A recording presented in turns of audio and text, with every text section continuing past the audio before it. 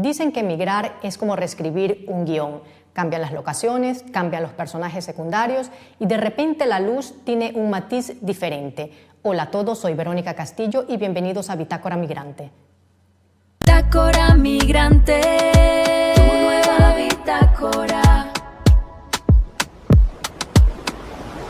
Hoy ponemos el foco en una mirada especial, de alguien que llegó a Italia con una maleta cargada de encuadres, historias y el sueño de hacer cine y producción. Bienvenido, Julio Macedo. Muchas gracias, Verónica. Un gusto verte después de tanto tiempo. Exactamente, ¿no? Después de tanto tiempo. Después de tanto tiempo, y te felicito por esta iniciativa. Felicito a la producción, felicito también a Escándalo TV, a Guillermo, ¿no? A Ricardo, por esta invitación. Muchísimas gracias. Estoy aquí disponible para cualquier pregunta. Te agradecemos, Julio, por aceptar la invitación a este programa Bitácora Migrante.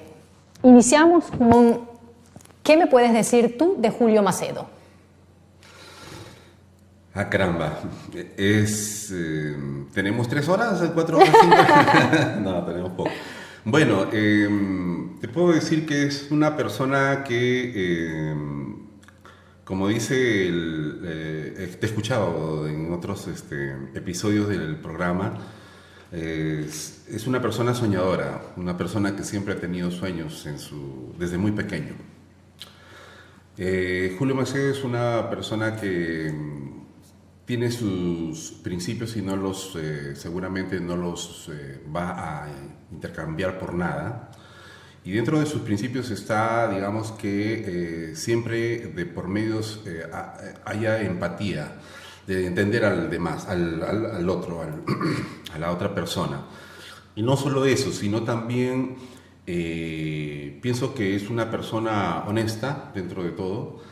Es una persona que ha hecho lo que su corazón le ha siempre dictado, y sobre todo que siempre he tratado de comportarme y llevar la vida de una forma tranquila, porque me acuerdo mucho que mi madre siempre, y mi madre todavía está viva, me decía, es importante irse a dormir con la conciencia tranquila, dormir y no tener el peso de que nadie te venga a tocar la puerta a las 3 de la mañana a quejarse de lo que tú puedes haber hecho.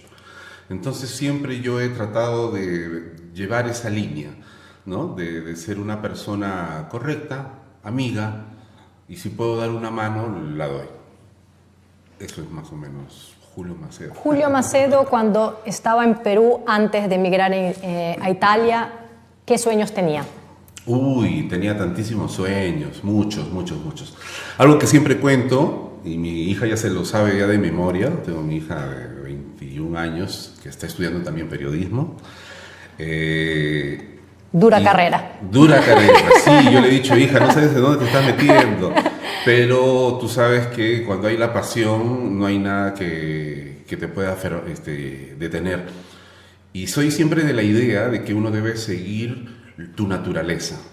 Si tú has nacido para doctor, ok, y te gusta ayudar a la gente y curarla, ¿no? Te gusta la biología, te gusta la química, entonces tú eres nacido para ser doctor.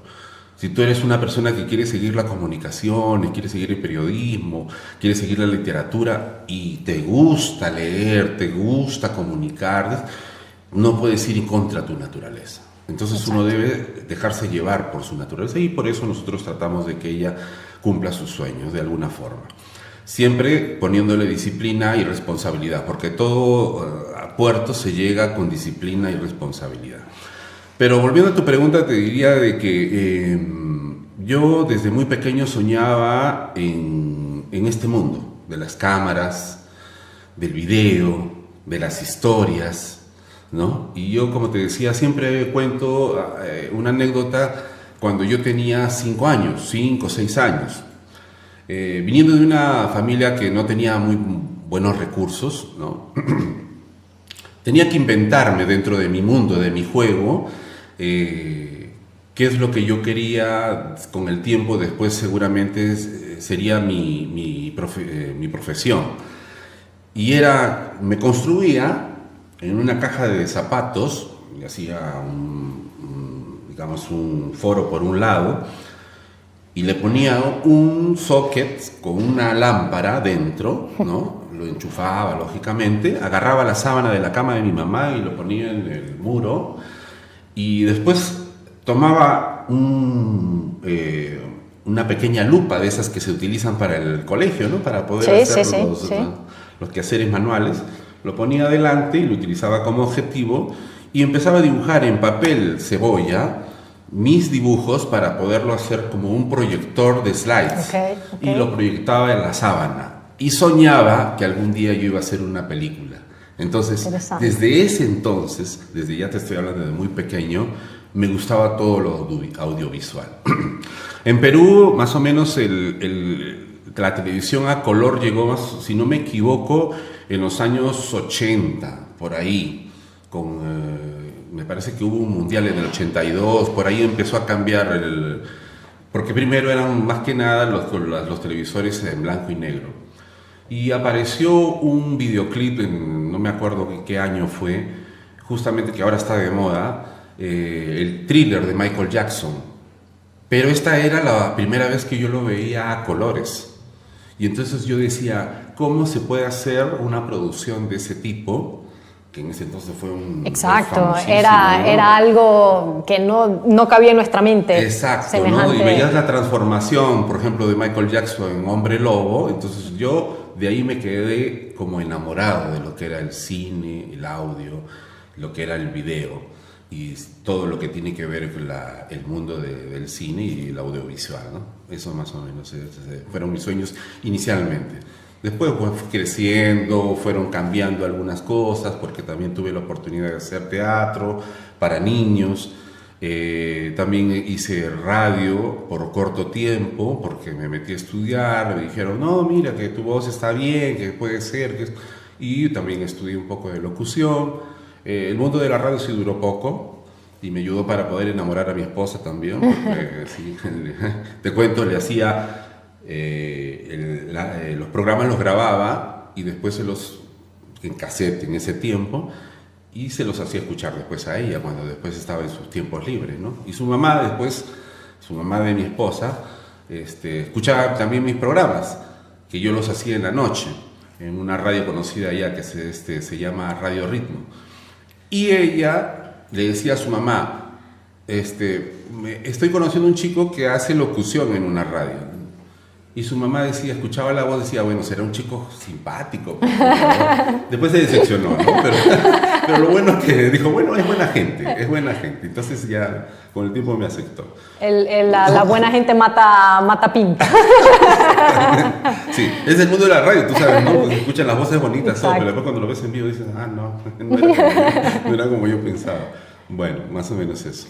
¿Y en qué momento llegó la decisión de migrar a Italia y por qué? Sí, no tenía pensado venir a Italia, pero siempre me había llamado mucho la atención lo que eran las producciones cinematográficas de Italia, los directores de Italia. Hubo una película que se llamaba Cinema Paradiso, muy conocida, que llegó inclusive también a lo que era el Oscar. Y yo ahí, por ejemplo, esa historia cuenta de que una persona que trabajaba en un cine proyectaba películas y le enseña a un niño a ese mundo de lo que era el cine. Y yo decía, un día tal vez voy a llegar a Italia para poder conocer ese Cinema Paradiso, porque siempre mi pasión ha sido, como te digo, el cine, las historias, contar, emocionar a través de las historias. Y no estaba en mis planes venir en Italia, pero sí sabía mucho de Italia. Y no solo por eso, sino que porque yo también de joven participaba en una parroquia, ¿no? Como tantos de nosotros seguramente hemos participado, hemos sido catequistas, hemos dado una mano al párroco, en fin. Y ahí los sacerdotes eran italianos. Y los italianos traían muchas cosas de Italia y nos hacían ver, ¿no?, cómo era Italia, revistas, diapositivas, una serie de cosas. Entonces de alguna manera tenía algún nexo con lo que era Italia. Pasaron los años, vino lo que era la crisis económica en el Perú, así como también sucedió en Ecuador. Exacto, ¿no? sí. Y además también pasamos por una dictadura que se impuso a través de Fujimori, ¿no? Que es famosísimo Fujimori. Sí. Se sabe que en todo el mundo Fujimori es uno de los más corruptos presidentes del mundo, solo que en Perú nomás ahora parece que se han olvidado, ¿no? En Perú la memoria es corta. Sí, en Perú es el mejor presidente, ¿no? del que hemos tenido en la historia, pero bueno, son así, son cosas, contradicciones que pasan. Que a la larga seguramente la gente aprenderá, pero con mucho dolor, con mucha pena. Pero volviendo al tema, hubo toda esta situación en Perú y mi madre decidió emigrar. Ella agarró y dijo, no, bueno, estamos aquí en una situación no tan buena. Mi padre estaba enfermo, tenía Parkinson. Dijo, bueno, yo tengo que asumirme un poco la responsabilidad y viajó. Vino hasta Italia, veía que otras personas también viajaban para acá y se vino primero ella.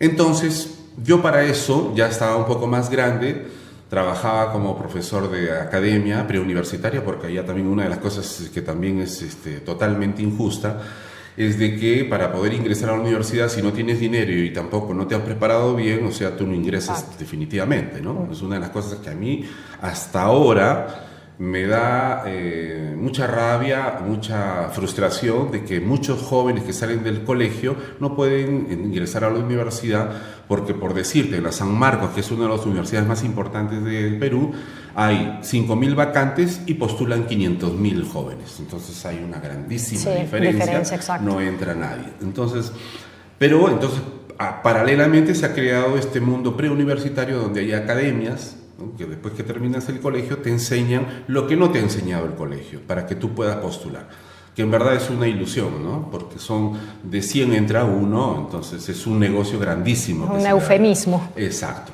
Y todo eso promovido también por la política. En fin, si te hablo de la política, discúlpame, pero no puedo dejarla de lado porque eso también hace parte de la sociedad. Exacto, y marca mucho las decisiones que nosotros podamos tomar para después emigrar.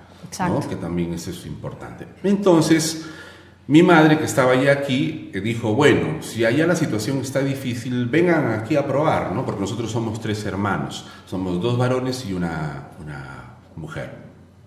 Vengan, se empezó a traer el más pequeño, después vino mi hermana y finalmente vine yo. Yo trabajaba en ese mundo enseñando como profesor de matemáticas.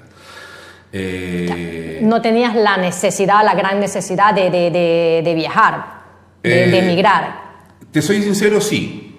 Sí, ¿sabes por qué? Porque ya la situación se había precarizado demasiado.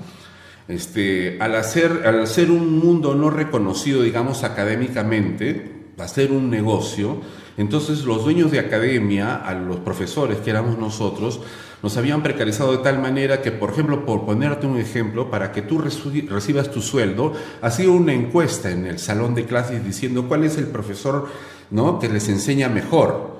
Pero al final, esa encuesta que hacía, por ejemplo, este dueño de academia, no era real. Él agarraba y cambiaba los números. Y entonces, a quien era, pues, digamos, su engreído, o a quien le cobraba menos, decía, bueno, vamos a poner en el primer puesto, ¿no? Y a los otros, que sí son buenos profesores, ¿no?, le vamos a pagar menos. Total, ¿cómo le justifico este pago menor? Con la encuesta, diciendo, no, tú has salido abajo en la encuesta. Entonces, al ver este mundo que ya la cosa se iba degradando, entonces yo dije, bueno, acá, de lo que inicialmente tal vez uno ganaba una cierta cifra, dije, bueno, no es el caso. Cada vez estamos más mal. Entonces accedí a esta invitación de mi mamá, me ayudó para poder venir y llegué a Italia, ¿no? ¿Tenías cuántos años cuando migraste? Tenía 28 años ya, 28 años, sí, 28 años y ¿para qué? O sea, creo que fue una buena decisión haber cambiado. Luego el Perú se volvió imposible. Hubo todo un proceso de cambio político también allá, descubrieron toda la corrupción que había, salieron en los videos que el asesor principal del presidente daba, ¿no?, paquetes de dólares para corromper tantos políticos, dueños de televisión, en fin, y eso fue, digamos, el acabose como para que también mucha gente emigrara, ¿no? Y uno de ellos fui yo, ¿no? En el momento que estabas armando tu maleta, hablando desde un punto de vista metafórico, ¿qué herramientas cinematográficas dijiste no pueden faltar dentro de ella? Ah, mira, si vamos a ponerlo desde ese punto de vista, y redundando, porque para poder tú plantear una puesta audiovisual tienes que tener un punto de vista. Entonces yo dentro de esa maleta puse mi punto de vista, que yo tenía que progresar llegando aquí a este país. Por otro lado, tenía que venir con mi historia. Yo jamás avergonzarme de quién era yo. Y dentro de, digamos, de los elementos que se utilizan para poder hacer, por ejemplo, una película, está la historia, ¿no? Está también los encuadres, está el punto de vista, está el recurso de técnico también, que pueden ser qué tipo de cámaras objetivos puedas utilizar. Y yo, en este caso, digamos, traje esas cositas dentro de esta maleta. Traje también la parte emocional, sentimiento. Yo dejaba a mi esposa allá. Bueno, no estábamos casados todavía, éramos novios. Yo le había pedido la mano un año antes y le había dicho, no te preocupes, yo vuelvo. Pero yo terco, pues me la traje para acá. Y entonces, bueno, cumplí mi palabra, eso sí. Lo importante. Importante, ¿no? Lógicamente. Siempre tratando de cumplir mi palabra. Pero dentro de esos elementos estaba todo esto que me sirvieron un poco como para poder ir adelante, ¿no? En esta vida. Porque aquí emigrar no es fácil. Lo sabemos todos los que estamos aquí. Por diversos motivos, por diversas circunstancias, para nosotros se nos hace doble o tres veces más difícil que alguien que, por ejemplo, tenga orígenes europeos y emigra, por decirte, de Francia a Italia o de España a Italia, ¿no? Nosotros se nos hace mucho más complicado por diversos motivos. Sí, venimos ya con el estigma que partimos de un nivel bajo. Exacto. Entonces, poco conocimiento, poco todo. Poco todo. No, una gran traba es tal vez el idioma, que es uno de los muros que encontramos cuando nosotros recién llegamos. Y otro también, como tú dices, el estigma, ¿no? Que se ha creado de que nosotros los sudamericanos no estamos, digamos, a nivel de preparación como para poder tomar o desarrollar algunas profesiones, algunas carreras aquí.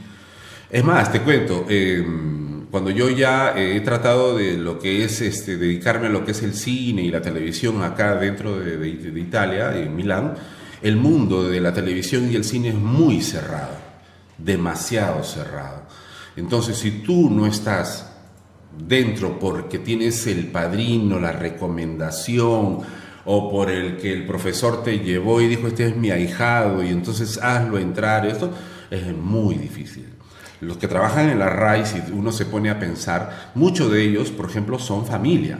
Trabajó el papá, trabajó el tío, entonces el sobrino también entró, como sucede también, por ejemplo, en la posta italiana, si usted no se pone a pensar. Entonces hay ciertos círculos profesionales que son cerrados y es muy complicado para una persona como nosotros poder entrar, ¿no? Efectivamente eso, visto que ya de por sí el mundo audiovisual en cualquier parte del mundo necesita de padrinos. En cualquier parte del mundo funciona así, como con el periodismo, como con todo. ¿Cuál tú crees que fue, o cómo lograste tú crear tu red para poder entrar y hacer parte del mundo audiovisual?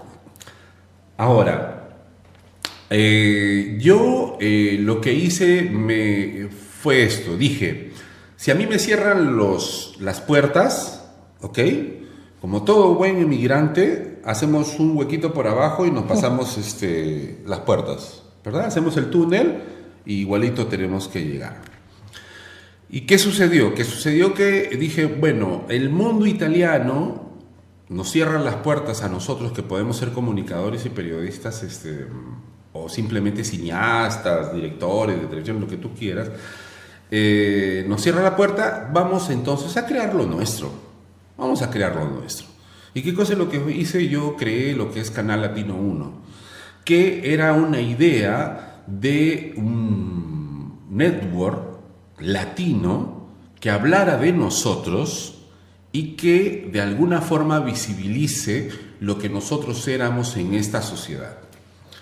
En español, que luego también he intentado hacerlo en italiano, porque ya que nuestros eventos, nuestras historias, esta bitácora justamente, nadie lo conocía, nadie hablaba de nosotros, entonces yo decía, bueno, visto que este TG no habla nunca de nada positivo de nosotros, entonces vamos a nosotros a generar nuestras mismas noticias.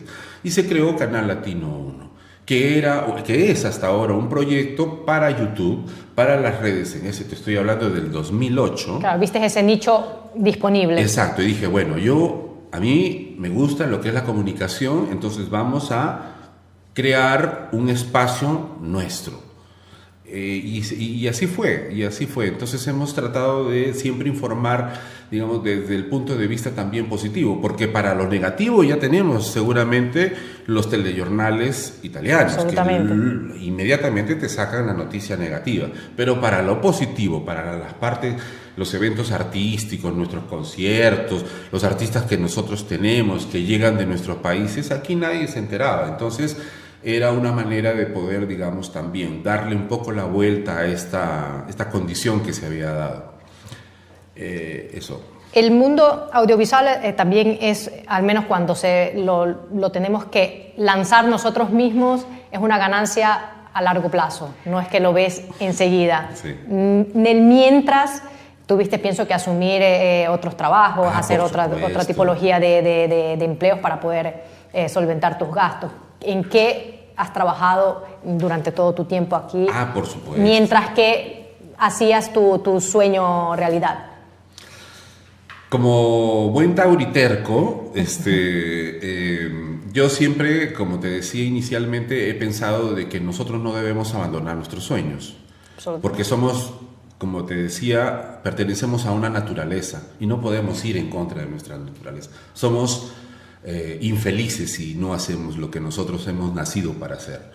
Entonces, pero en el tanto uno puede ir haciendo otros trabajos, hasta los oficios, porque a la misma realidad te lo impone. Y mientras tanto, por ejemplo, en estos años yo he hecho de todo.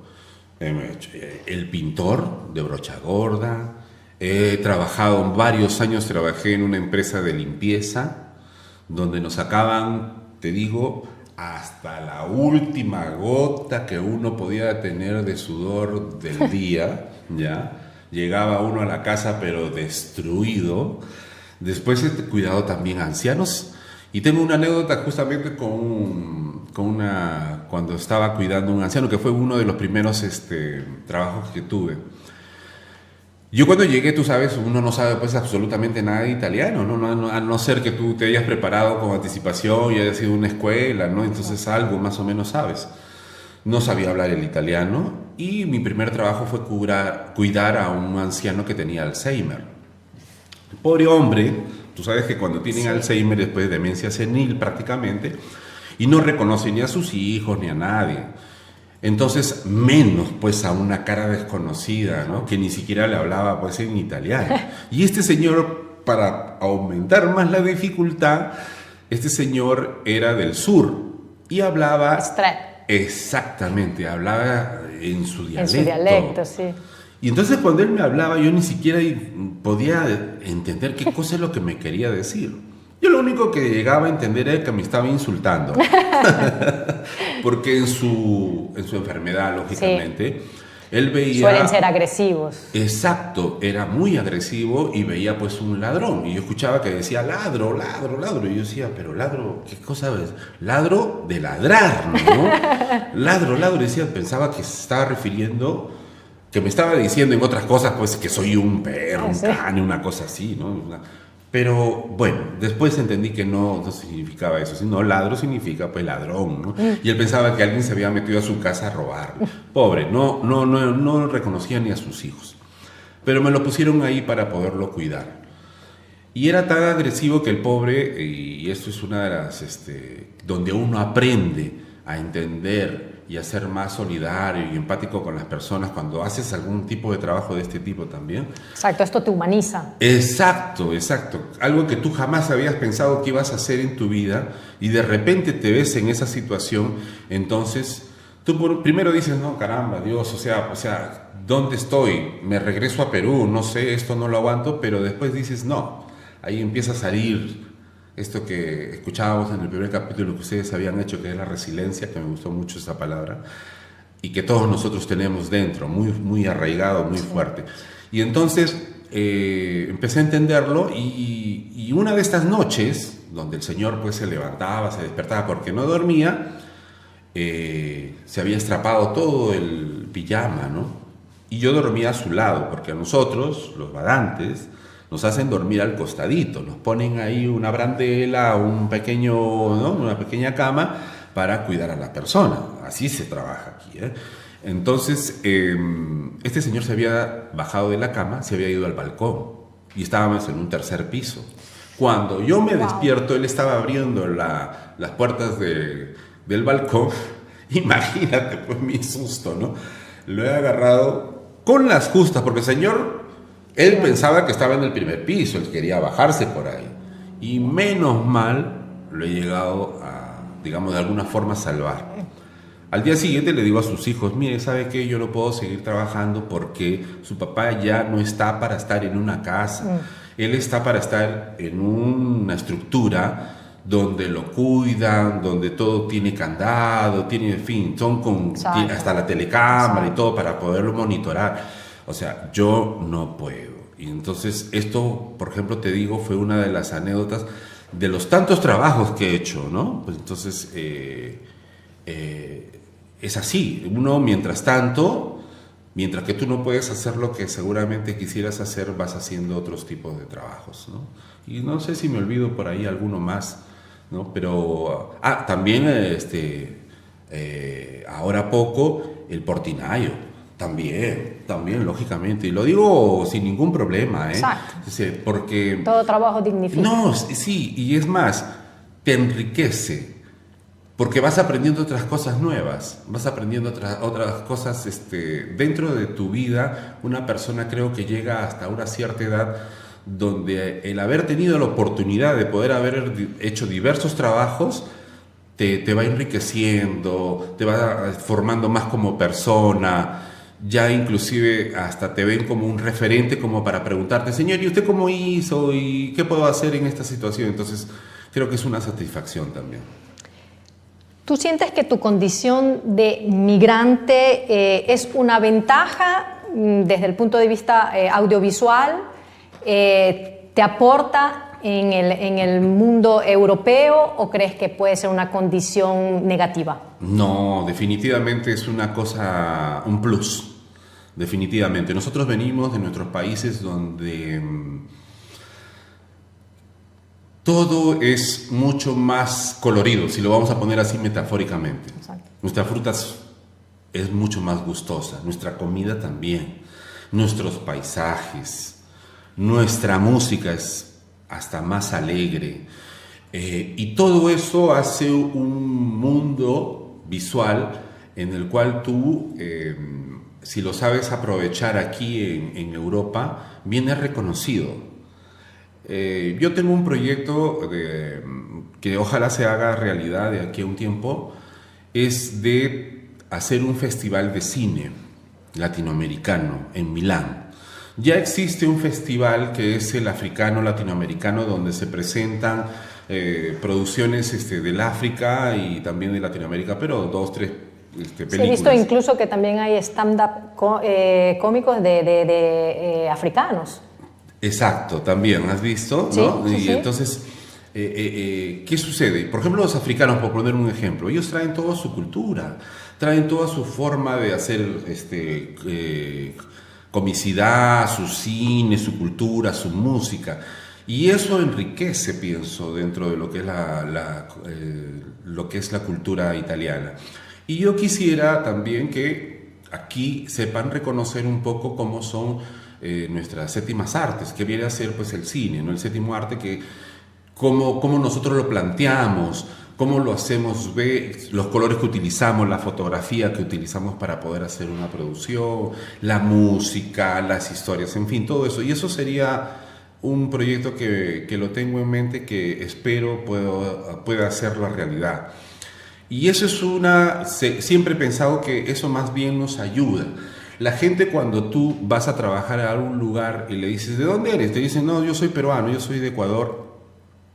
Y empiezan a querer tener curiosidad de qué cosa te gusta, qué no te gusta. Y tú sabes bailar la salsa. Quiere que le enseñes a bailar la salsa, ¿no? O si no, en fin, por pequeños detalles. Siempre va a ser una cosa positiva y un plus para nosotros que debemos, es más, potenciarlos. A veces muchos de nosotros nos quedamos un poco cohibidos y decimos, no, mejor nos adaptamos y hacemos exactamente lo que el italiano es. Totalmente errado. Yo pienso que debemos ser siempre genuinos con nosotros mismos, con lo que nosotros somos, y llevar a los demás qué cosa es lo que nuestra riqueza cultural, artística, todo lo que nosotros traemos ya de por sí de cuna de nuestros países. Claro, ¿no? Coincido contigo en eso, pero obviamente mucha la mentalidad también latinoamericana cree que el traer nuestra sazón, nuestra cultura, a veces pasan los límites de lo que se debería hacer o lo que no se debería hacer. Y es ahí donde entra después la mala fama. Bueno, sí, es verdad, tienes razón. Algunas malas costumbres las tenemos también, no hay que decir que no. Algunas cosas que no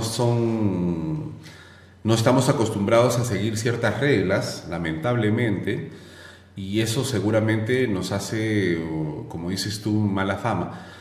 Pero es una minoría, pienso yo, no somos sí. La mayoría. Hay algunos que vienen ya de por sí, digamos, en un ritmo de vida desde ya nuestros países, que después lo quieren replicar aquí. Y aquí se dan un choque con la realidad, porque aquí hay otras reglas, aquí hay otras leyes, aquí es mucho más severas las leyes, y seguro que aprenden. Aunque he conocido muchas personas que han tenido problemas, que después de un buen tiempo han entendido que, o sea, sí, el italiano tampoco es perfecto. Como nadie, somos seres humanos. Exacto, pero hay ciertas reglas que respetar para poder vivir tranquilo también, ¿no? O sea, eso... Y vamos aprendiendo.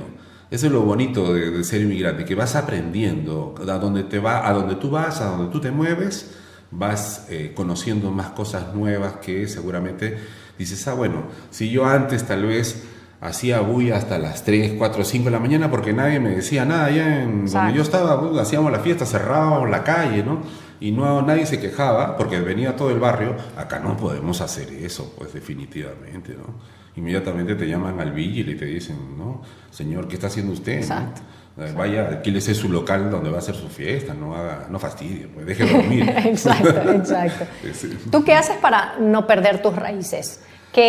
¿Cómo haces el equilibrio o qué equilibrio tienes para adaptarte, obviamente, al sistema donde vives, pero sin dejar atrás tu esencia? Bueno, siempre creo que nosotros todos los emigrantes tenemos ese cordón umbilical siempre conectado a nuestro país. Unos en mayor proporción y otros en menor proporción. Hay algunos que cuando vienen aquí pasan los años ya se olvidan de dónde vienen, qué fueron, quiénes fueron sus padres, quiénes fueron sus abuelos, de qué provincia vienen sus abuelos. Y hay otros que sí nos sentimos orgullosos de dónde venimos. Y entonces queremos siempre mantener ese nexo. ¿Y cómo hacemos? Hacemos a través del internet ahora, ¿no? Antes era a través de las cabinas telefónicas, hablando horas de horas con nuestros seres queridos, o a través de las postales, las cartas, a través de los cassettes. Por ejemplo, yo me comunicaba con mi esposa, ella me mandaba las canciones que se escuchaban en Perú y yo aquí las escuchaba, y entonces nos inventábamos las maneras. Y ahora con esta gran ventaja del internet, en tiempo real podemos saber cómo están nuestros familiares, y eso es una gran ayuda. Pero además también, y a mí me gusta mucho esto, me hago traer libros de allá, porque ya son análisis mucho más profundos, más elaborados, ¿no? Son ensayos que ya te hablan de la realidad desde un punto de vista un poquito más técnico, y esto te ayuda a no perder ese nexo, porque la distancia, lógicamente, sí, viviendo, y la realidad y las responsabilidades aquí te hacen perder ese nexo.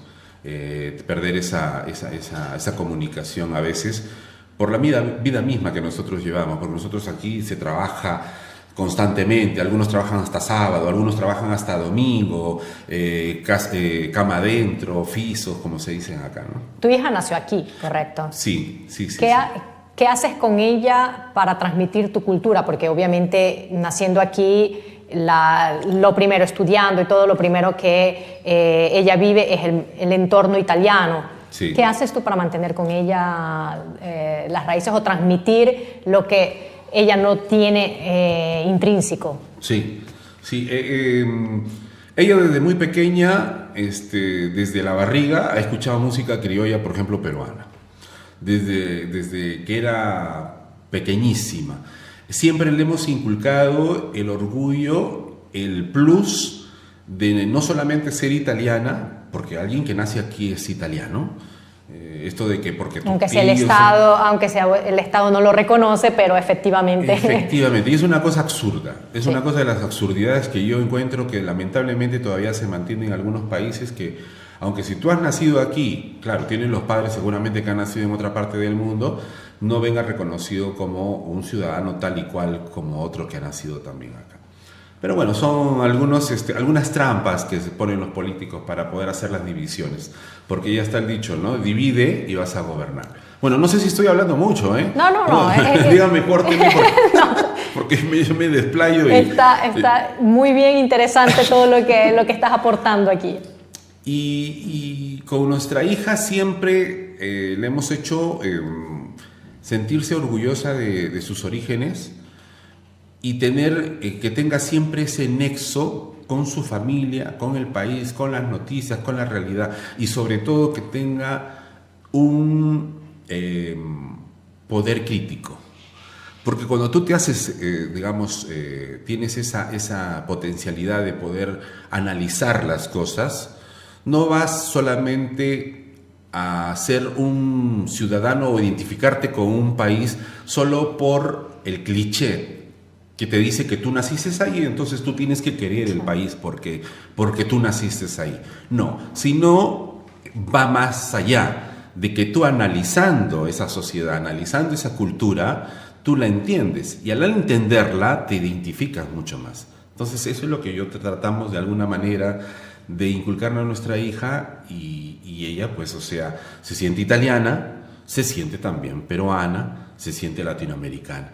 Es más, y algo bonito que sucede con todos nosotros los emigrantes aquí, que tal vez nosotros sí tenemos mucho orgullo y mucho cariño por nuestro país de origen, pero como vamos conociendo personas de otras partes del mundo, vemos de que no solamente es un solo sitio al cual uno puede tenerle cariño. Exacto. Puede tener cariño tal vez al amigo filipino, al compañero de trabajo, no sé, albanés o no sé, alguien más que se comporta como un amigo más, que te ha ayudado una mano seguramente en un momento difícil. Entonces vas valorando a las personas más allá de su origen por lo que son en verdad. Y esto me lleva a hacerte una pregunta. Cuando uno migra de adulto, y sabemos que ya en la edad adulta es mucho más difícil crearse amistades. Sí.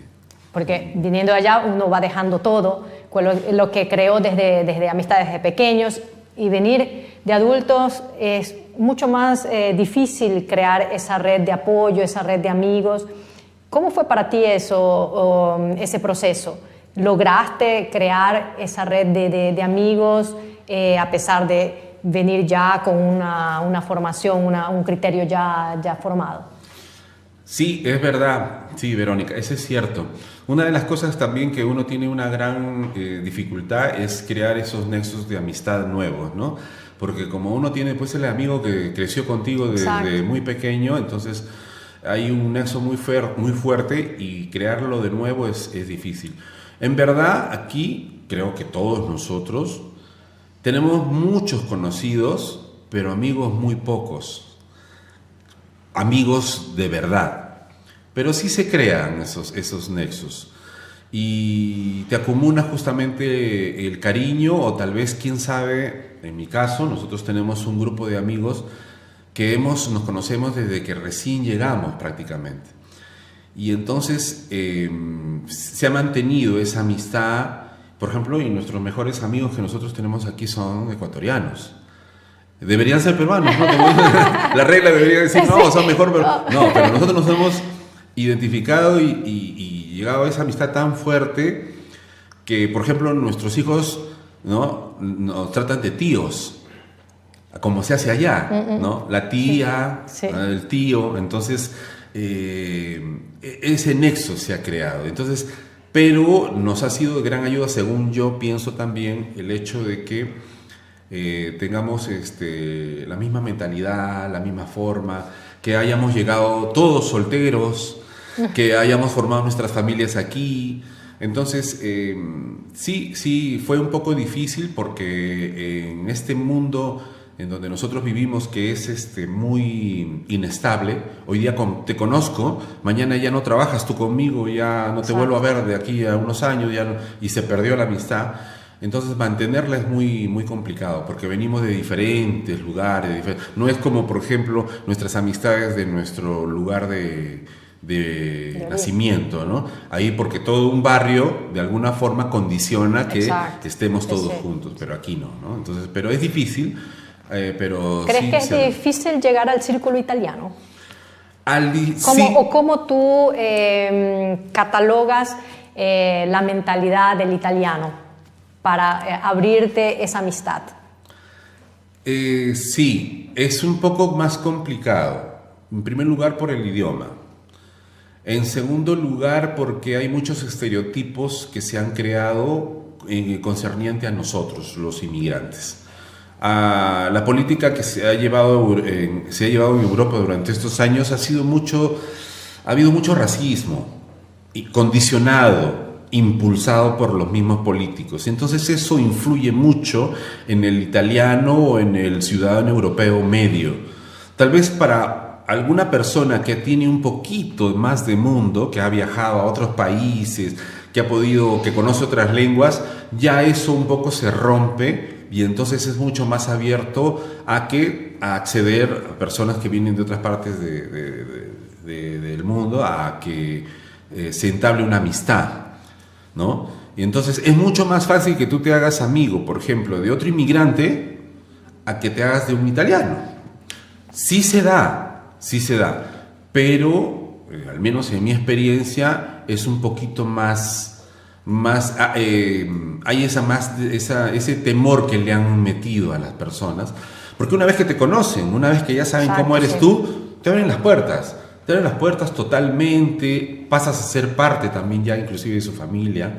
Hay muchas personas que cuidan ancianos, todo. Inicialmente a la persona la miran un poquito como diciendo, ¿no? ¿De dónde vendrá? ¿Sabrá utilizar una lavadora? ¿Sabrá qué cosa es un televisor? En fin, tienen muchos prejuicios. ¿Dormirá en el piso? Dormirá en el piso, tal vez le gustará dormir comerá con las manos. En una hamaca, ¿no? No, mejor no le metamos la cama. Entonces hay mucho prejuicio. Pero cuando conocen a la persona, entonces ahí ya son parte de su familia. Es más, no pueden estar sin esa familia. No, si tienen, ¿no? Quien cuida a mi madre es esta persona, no puede ser nadie más. Entonces, es cuestión de conocimiento, pero que a veces, digamos, como te digo, las barreras políticas a veces, simplemente por esto de dividir y gobernar, crean esas trabas, ¿no? Me agancho a lo que tú acabas de mencionar y te pregunto, ¿has vivido episodios de racismo? Sí, lamentablemente sí. Hay, como te digo, una gran traba que tiene Europa todavía, y esto viene desde el tiempo después del colonialismo, del tiempo del feudalismo, es de que hay mucha gente que todavía mantiene esto de creer que hay una raza superior a la otra, de que nosotros no todos somos iguales. Cuando terminamos todos echados así horizontalmente en el hospital, ahí te das cuenta de que ninguno, sea blanco, sea de otro color, es uno más que otro. Pero bueno, tiene que llegar todavía a esa situación para entender son siempre 3 metros bajo tierra. Exacto, ¿no? Y antes, inclusive, en el hospital, en el pronto socorro, en la emergencia, cuando tú los ves todos horizontalmente, dices, bueno, ¿y quién es acá superior? Nadie. Entonces, pero eso a veces no se entiende, ¿no? Pero es cuestión de educar, es cuestión de que la gente vaya entendiendo un poquito eso. Y viéndolo... Sí. No. Viéndolo, sacando también la parte positiva, ¿qué rescatas tú de la cultura, en este caso italiana y europea en general? No, muchas cosas, definitivamente. Si uno al final escoge vivir aquí, es que porque lo positivo es mucho más amplio que lo negativo. Hay cosas negativas, lógicamente, como en todo país, ¿no? En este caso, por ejemplo, lo que tú señalabas, esto del racismo, en algunas personas, no en todas, porque otras tienen la mente mucho más abierta. Piensan no solamente en Italia, piensan en el mundo, han viajado, han conocido, se han enamorado, o sea, no se quedan en su pueblito, en su comarca ahí, ¿no? Entonces, pero hay muchas cosas positivas, como por ejemplo que ellos han luchado para conseguir muchos de sus derechos, que es muchas de las cosas que nosotros debemos aprender como latinoamericanos. Que los derechos vienen conseguidos por la lucha, no por simplemente estar pensando y esperando de que alguien por ahí no salga ahí Superman para podernos solucionar las cosas. Ellos han luchado, aquí han ganado el voto las mujeres, aquí muchos de los beneficios que, por ejemplo, nosotros podemos tener siendo también emigrantes y considerados a la par como cualquier otro ciudadano italiano, ha sido gracias a que han conseguido eso con esfuerzo, lucha, ¿no? Y tanta voluntad. Y por ejemplo, algo que me llamó a mí la atención cuando yo recién llegué aquí a Italia era de que yo, al cruzar por las líneas blancas peatonales, los carros se detenían. Y yo estaba acostumbrado allá en Perú a hacer los slalom, ¿no? Entre los carros o pasar corriendo. Y acá no, se paraba y yo decía, ¿qué ha pasado? ¿Se ha malogrado el carro? ¿Algo le ha pasado? O sea, ¿no, algo le pasó al carro? No, era que se estaba deteniendo para hacerme pasar a mí. Que ahora se está perdiendo un poco eso, ¿eh? Sí, se está perdiendo eso. Verdad, lamentablemente se está... Porque como dicen, las malas costumbres se pegan rápido. Sí, se está salvajizando un poco Milano, porque yo vivo en Milano, y lamentablemente está pasando eso, que ahora como se ve por las noticias y todo, o sea, muchas personas están perdiendo la vida porque, aunque si tú pasas por las vías blancas, te vienen y te atropellan, en fin, una serie de cosas. Exacto, es ahí donde decimos también, obviamente porque alguien tiene que poner el mal ejemplo. Y lamentablemente las cosas malas es lo que más llama la atención. Exacto. Después sigue el copiar lo que hacen los otros y después es que se forma también la mala fama. Porque parte de uno, después empieza el otro y después a la final a todos los meten en el mismo saco. Efectivamente. En el mismo saco. Ahora te hago otra pregunta. Tú aquí estudiaste un poco de cine y de producción, ¿correcto? ¿Qué tan fácil o difícil fue acceder a estudiar o prepararte en algo específico aquí en Italia? Muy buena pregunta. Te felicito porque muy buena pregunta. Hay mucha gente que quiere estudiar y no sabe por dónde partir, ¿no? Y eso ayuda mucho. Y algo que, por ejemplo, y ahora te contesto tu pregunta, algo que yo siempre trato de aconsejar a los chicos que vienen recién, los jóvenes, estudien algo. O sea, aquí hay posibilidades de poder estudiar de alguna manera. Grafitero, electricista, mecánico, lo que sea, lo más simple hasta lo más complicado. Pero estudien algo. Porque quedarnos toda la vida para solamente ser mano de obra barata o ser una persona que se dedica al servicio doméstico, todos lo podemos hacer y eso debe estar bien para un periodo. Pero no quedarnos toda la vida en eso, porque nosotros somos nacidos para hacer otras cosas más y sí lo podemos hacer y deben meterse en su cabeza que si ustedes estudian, su vida cambia. Definitivamente pasan a un nivel superior. Y todos nosotros, lamentablemente, porque venimos de nuestros países donde no nos ha dado la posibilidad de poder seguir nuestros estudios, aquí lo tienen que hacer, más allá del trabajo y del dinero que uno pueda conseguir, sino sobre todo para poderse realizar como persona. Ahora, volviendo a la pregunta, era cuando yo quería seguir lo que era estudiar cine y televisión, porque toda mi vida fue mi sueño ser pues director de cine, ¿no? de televisión. Entré a la escuela Luchino Visconti, que ahora se llama así, acá en Milán. Fue un poco complicadito, fue un poco complicado. ¿Por qué? Porque tenía que hacer, convalidar los estudios que yo había hecho en mi país, traducirlos. Apostillar, timbrar, todo el mundo tenía que poner su sello ahí y cada sellito costaba un dinero para luego presentarlo aquí. Aquí se daba un examen, no solamente escrito, de conocimientos en general, sino también una entrevista personal, en donde ahí te medían tu italiano, cómo tú te expresabas y cómo tú, digamos, conocías el idioma. Y aparte tenías que presentar un proyecto. Me acuerdo que yo presenté un proyecto de un cortometraje, de una historia, de justamente un migrante que todas las mañanas viajaba en un tren y en ese tren se encontraba con una prostituta que terminaba su trabajo de la noche. Entonces era uno que iba a trabajar y el otro que regresaba a casa. Les encantó la idea y entonces me aceptaron. Y entonces, y así como yo, habían otros extranjeros, 3 éramos, un marroquino, una chica brasilera y yo, un peruano, en esta escuela, porque era un poquito complicado que te acepten. Pero tuve la suerte, vieron mi voluntad, vieron mi entusiasmo, pienso yo. Las ganas que querías. Sí. Y la fe que tenías al proyecto y a prepararte. Sí. Y el director, una persona que siempre voy a recordar, que se llama Daniele Maglioni, director de en esa época de esta escuela. Me acuerdo que me escuchó, habló con su colega que estaba ahí y no sé qué cosa dijo, pero dijo, esa historia podríamos hacerla, dijo, ¿no? Está bonita, está bien. ¿Y qué más?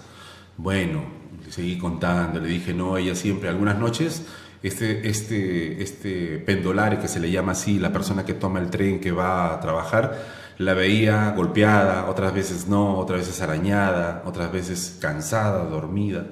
Y en esos días de ir y venir se enamoran.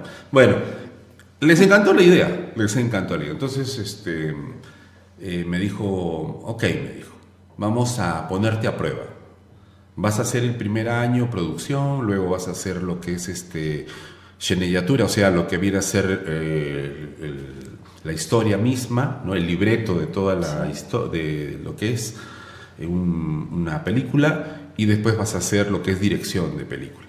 Si tú pasas esos 3 grados, entonces puedes terminar siendo director. Y bueno, gracias a Dios. ¿Cuánto tiempo te tomó estudiar todo eso? Fueron 3 años. Porque esta escuela es de 3 años y bueno, me sirvió mucho, porque después eso me sirvió como para poder hacer otras cosas más que después seguramente te contaré. Desde el punto de vista económico, ¿es asequible? ¿Se puede?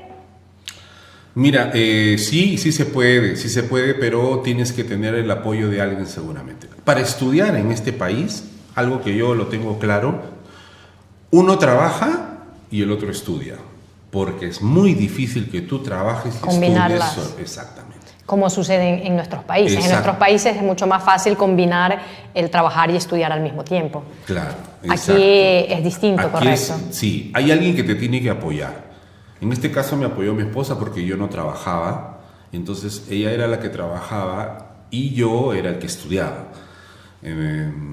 Por esos 3 años, siempre haciendo trabajos extras, lógicamente, no tenía un trabajo fijo, pero de todas maneras siempre necesitas a alguien que te dé una mano, que te apoye, porque hacerlo solo, he conocido muchos chicos que han ingresado a la universidad y como no han podido mantener ese ritmo de estudio y trabajo, porque tienen que mantenerse, están solos, nadie les da una mano, entonces han tenido que abandonar la universidad, lamentablemente. Entonces, ese es un gran pecado, pienso que es algo que deberían seguramente nuestros gobiernos mañana más tarde ver la manera de poder apoyar, al menos a los que tienen el interés de estudiar aquí, de apoyarlos de alguna forma, ¿no? Para que ellos sigan y cumplan y logren su meta profesional. Pero fue así. Fue más o menos así. Si tu proceso migratorio fuera una película, ¿de qué género sería? De migrantes. Las historias que tú escuchas de las personas que han migrado en los primeros años hacia aquí, Europa, son la mejor película que podría haber. La mejor. Han viajado en camiones, en medio de plátanos. Han viajado Cruzando fronteras a pie. Cruzando fronteras a pie. En la parte de la maletera de los carros, escondidos debajo de los asientos. En esos años, cuando era muy dificultoso poder llegar, han cambiado de identidad. Eran peruanos, ecuatorianos y venían como argentinos, o venían como, no sé, de otro país, como panameños o mexicanos.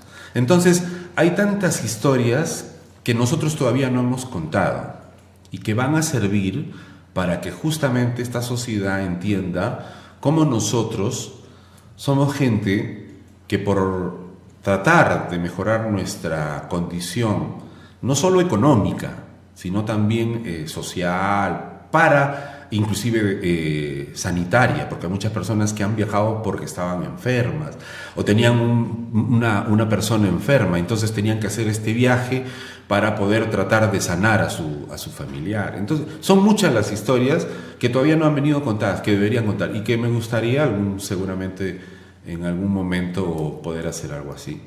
Si tuvieras que escoger o hacer una escena que resuma todo tu proceso migratorio, tu aventura desde que llegaste, ¿cuál sería esa imagen o esa escena?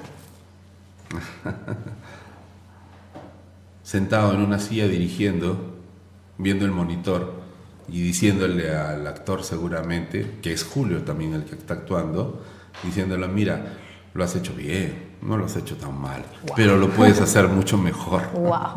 Fantástico, fantástico. ¿Sientes que el ritmo de la vida italiana ha un poco influenciado o ha cambiado algo en tu forma de ser?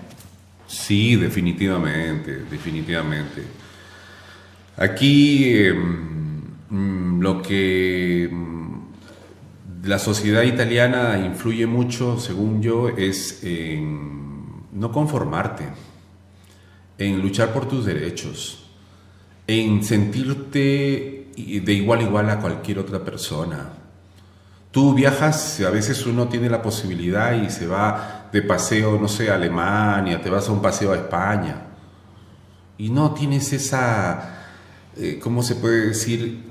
Ese complejo de inferioridad que a veces a nosotros en nuestros países nos inculcan. Sí. Tú porque vienes del Ecuador o vienes del Perú o porque vienes de Bolivia, no, tú tienes que ser, tú eres un turista que no tiene derechos de esto, de lo otro. No, tú vienes aquí, viajas, entras al restaurante más caro que quieras, si te lo puedes permitir, y tienes que ser atendido tal y cual, exacto, como cualquier otra persona del mundo. Entonces entiendes que tú, o sea, tienes esa posibilidad y sobre todo tienes ese derecho de ser una persona que debe venir respetada. No por lo que tienes, sino por lo que tú eres realmente, porque eres una persona, tan igual como los demás. Entonces, eso me gusta de los italianos, me gusta el orden en algunas cosas, la puntualidad. Nosotros lamentablemente todavía jalamos un poco eso, sí, de no llegar temprano a los apuntamentos, a las reuniones, pero otras cosas sí. También que tienen piensa mucho en los niños. Tú ves aquí un parque infantil, se preocupa en que el pavimento sea de goma. Exacto. Tú en nuestra tierra, allá en nuestros sitios, tienes tierra y el pobre niño tiene que... ¿Cuántas veces nos hemos raspado las rodillas, ¿no? Cayendo ahí en ese piso. Entonces, o jugando en la pista, pelota con los amigos, ¿no? Jugando, aquí no, acá tienes el campo deportivo. Entonces, hay toda una organización que piensa en las personas, digamos, más vulnerables, el niño, las personas inválidas, los ancianos, Y eso me gusta mucho, que me gustaría algún día nuestros países también tengan eso, ¿no?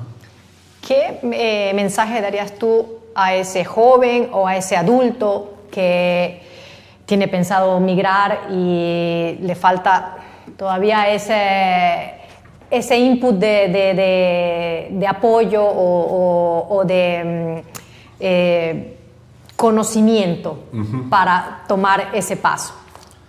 Yo le diría, aprende un oficio antes de salir del país. Apréndete un oficio. Apréndete, no sé, refrigeración, apréndete mecánica. Es difícil. Yo sé que, o sea, a veces no tenemos la posibilidad de poder pagar un instituto, una situación así. Hazte hasta un préstamo si es posible. Pero apréndete algo. No vengas con las manos así vacías como para solo agarrar una escoba y barrer. No.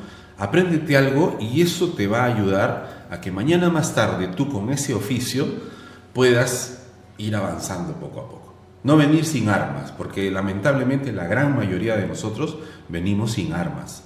Y eso es una gran traba que nos detiene en el tiempo. Porque aquí ya la vorágine de la vida va a hacer que tú tengas que estar pensando en pagar la casa, el carro, el esto, que la comida, que los hijos, y ya no vas a tener tiempo para poder hacer y realizarte como tú querías. Entonces antes, al joven, que todavía no tiene ningún compromiso, que no tiene todavía cargo familiar, debe pensar, decir, no, primero aprendo algo a hacer, electricista, lo que sea, hasta auxiliar de enfermería, que es uno de los trabajos que más se necesita aquí, y entonces eso te va a abrir otras puertas más para que sigas avanzando.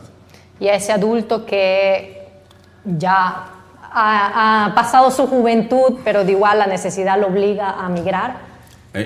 Para el adulto sí la cosa es un poquito más complicada, seguramente, pero de todas maneras con la fuerza que nosotros tenemos, porque hay que destacar eso. Nosotros somos un pueblo,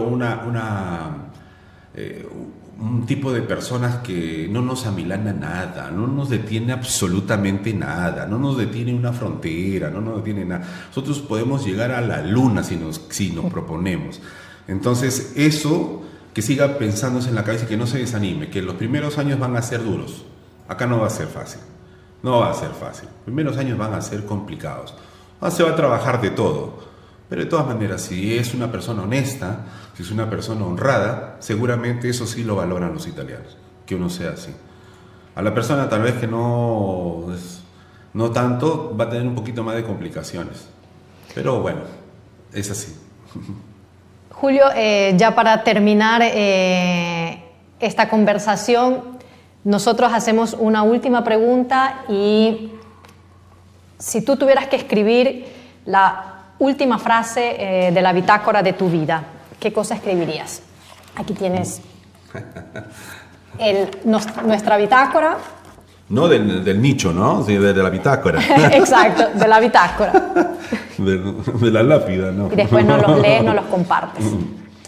Sí, yo la verdad que lo que ahora escribiría sería: uno llega a este mundo para que consigas tu felicidad. Uno debe pensar principalmente que uno debe ser feliz. Y dentro de esa felicidad están muchas cosas. Realizarte, que tu familia esté bien, todo. Pero todos nosotros, porque la vida es cortísima, la vida es un instante, la vida es impredecible, o sea, tú no sabes si mañana vas a estar. Y si uno lo piensa así, entonces uno debe tratar de ser lo máximo feliz. Entonces, y eso implica que tú todos tus días trates de buscar eso, ser feliz. No, tu pareja seguramente es importante, que tus hijos también son importantes, que sean felices, pero que tú seas feliz. Para mí yo pondría, o sea, lo más importante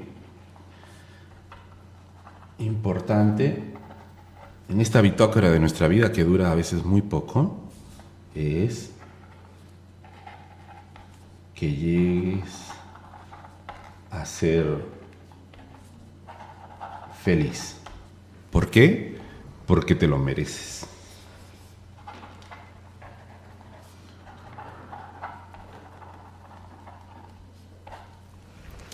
agradecemos, Julio, por tomarte un poco de tu tiempo, por permitirnos robarte un pedazo de tu tiempo para venir a este programa. Espero que te haya sentido a gusto, que te haya gustado la conversación. Ha sido un placer volverte a ver lo que tú siempre has hecho, volverte a ver en el mundo de la comunicación otra vez. Agradecer a Guillermo, a Ricardo, a toda la producción. Muchísimas gracias. Es mi primera entrevista, te cuento, mi primera vez que me entrevistan y me ha sentido muy a gusto, muy bien y felicidades. Yo invito a todo el público a que sigan viendo estas historias que seguramente aportarán un pequeño granito de arena para la vida de ellos, ¿no? Muchas gracias, Julio. Gracias a ustedes.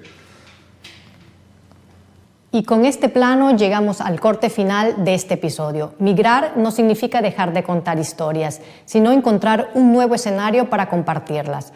Recuerda que sin importar en qué parte del mundo estés, tú sigues escribiendo tu misma historia. Y si quieres un lugar donde contarlas, puedes venir aquí, que están las puertas abiertas de este podcast. Recuerda seguirnos en nuestras redes, en nuestras plataformas, de compartir este video, de escribirnos y darle me gusta. Nos vemos en el próximo episodio. Buen viento, buena mar. Bitácora migrante, tu nueva bitácora.